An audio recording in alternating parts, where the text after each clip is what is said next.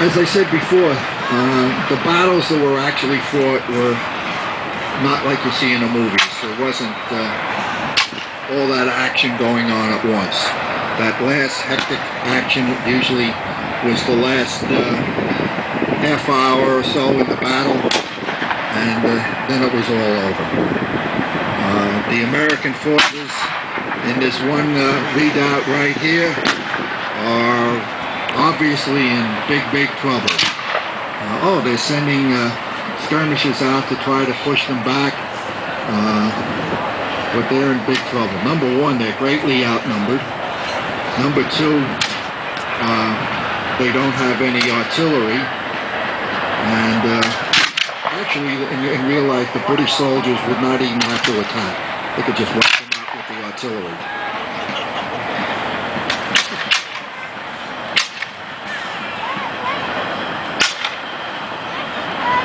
Here comes the artillery coming up for one more shot.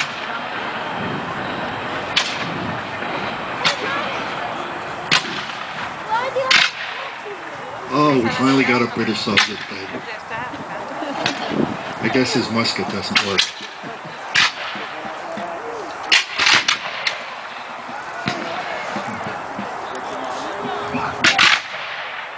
Oh, another one down.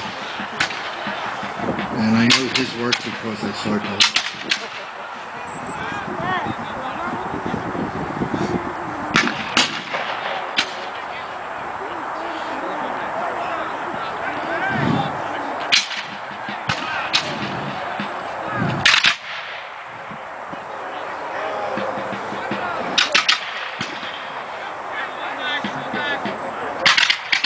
If you look at the Continental line right now, you see the drummer is helping a wounded soldier off. And you notice he has a red coat on.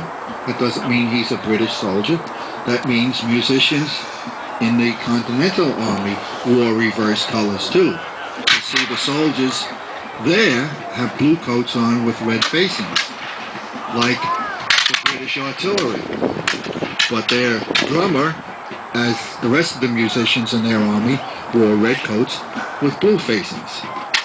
So it gets very confusing as to which side who was on.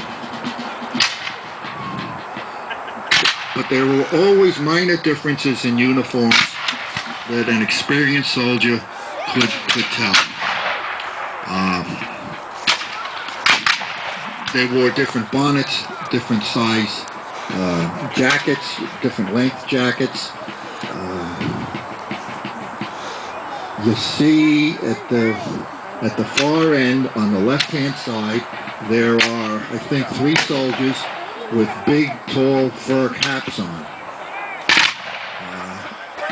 I can tell from this distance that they're either grenadiers or fusiliers. Grenadier. Every regiment had a company, at least one company of grenadiers. Grenadier is from the old times when they used to actually throw bombs or grenades. Therefore, they were called grenadiers. But they were always the tallest men in the regiment. And on top of being the tallest men, they wore great big tall hats. So they looked like they were 9 feet tall. Those were the shock troops.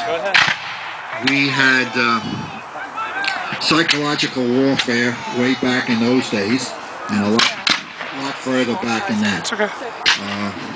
They were usually the first. The first ones up were usually the skirmishers.